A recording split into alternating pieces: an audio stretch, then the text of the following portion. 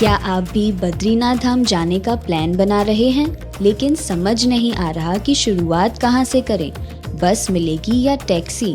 और वहां रुकने और पूजा की क्या व्यवस्था होगी? कौन कौन सी जगहें घूम सकते हैं? स्टे बुकिंग कहां से होगी? अगर ये सारे सवाल आपके मन में भी हैं तो टेंशन छोड़िए। आज के इस वीडियो में हम आपकी बद्रीनाथ यात्रा को एकदम आसान बनाने वाले हैं।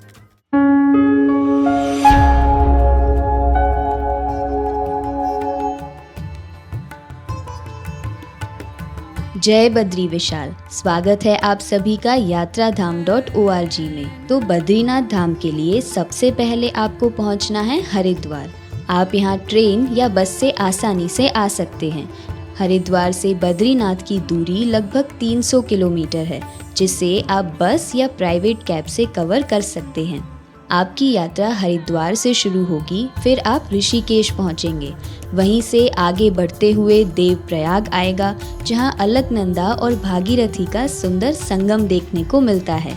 इसके बाद श्रीनगर धारी देवी मंदिर के दर्शन करके फिर रुद्रप्रयाग, कर्णप्रयाग, जोशीमठ और आखिर में आप पहुंचेंगे बद्रीनाथ।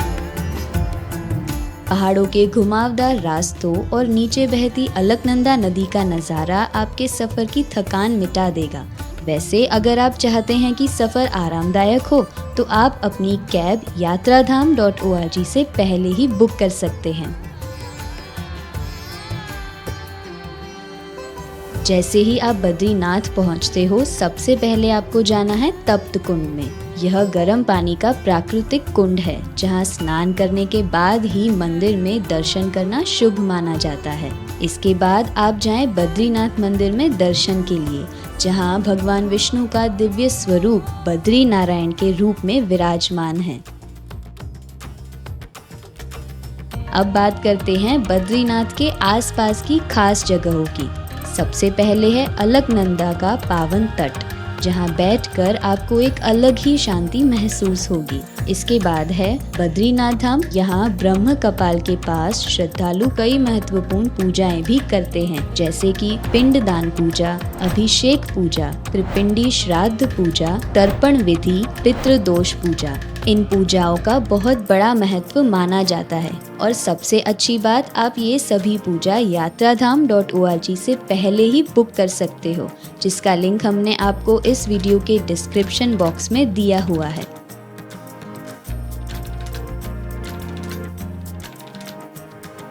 यही नहीं, बद्रीनाथ मंदिर के आसपास स्थित ये 5 शिलाएं यानी चट्टानें न केवल धार्मिक रूप से पवित्र हैं, बल्कि इनके पीछे की पौराणिक कथाएं भी बहुत दिलचस्प हैं। पहली है गरुड़ शिला। यह भगवान विष्णु के वाहन गरुड़ जी की तप स्थली मानी जाती है। दूसरी है नारद शिला। तप्त कुंड के पास स्थित यह शिला देव ऋषि नारद को समर्पित है। तीसरी है वाराह शिला। यह भगवान विष्णु के वाराह अवतार का प्रतीक है। चौथी है नरसिंह शिला। यह शिला भगवान नरसिंह के तेज को दर्शाती है। पांचवी है मार्कंडेय शिला। यह ऋषि मार्कंडेय की साधना से जुड़ी है। इन सभी शिलाओं का धार्मिक महत्व बहुत गहरा है, तो इन्हें मिस बिल्कुल मत करना। अगले दिन आप बद्रीनाथ से मात्र 4 से 5 किलोमीटर दूर माना गांव जा सकते हैं। इसे भारत का प्रथम गांव कहा जाता है।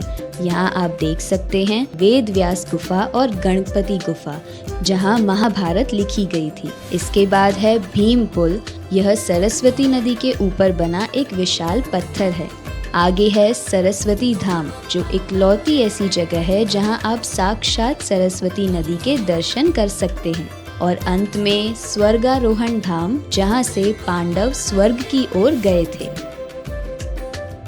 साथ ही माना गांव के पास आप वसुधारा वाटरफॉल्स भी देख सकते हैं, जो अपनी ऊंचाई और नेचुरल ब्यूटी के लिए प्रसिद्ध है। माना गांव के ये सब स्थल आप कवर करके नेचर के बीच कुछ समय बिता सकते हैं और ठहरने के लिए वेद व्यास होम स्टे में बुकिंग कर सकते हैं, जिसका लिंक हमने आपको डिस्क्रिप्शन में दिया हुआ है। अब सबसे इम्पोर्टेंट बात रहने और बुकिंग की। तो बद्रीनाथ में आपको मिलते हैं कंफर्टेबल और सुविधाजनक स्टेज। आप आसानी से yatraधाम.org के थ्रू यहाँ होटल्स एंड धर्मशाला बुक कर सकते हो, कैब सर्विसेज बुक कर सकते हो, पूजा भी प्री बुक कर सकते हो, बद्रीनाथ टूर पैकेज बुक कर सकते हो और 2 धामों के लिए हेलीकॉप्टर सर्विस भी बुक कर सकते हो। इससे आपकी पूरी यात्रा स्ट्रेस फ्री हो जाती है। बद्रीनाथ छोटा 4 धाम और बड़ा 4 धाम दोनों का हिस्सा है, इसलिए इसका महत्व हर तरह से बहुत ज्यादा है। यह मंदिर सिर्फ 6 महीनों के लिए खुलता है, तो देर किस बात की।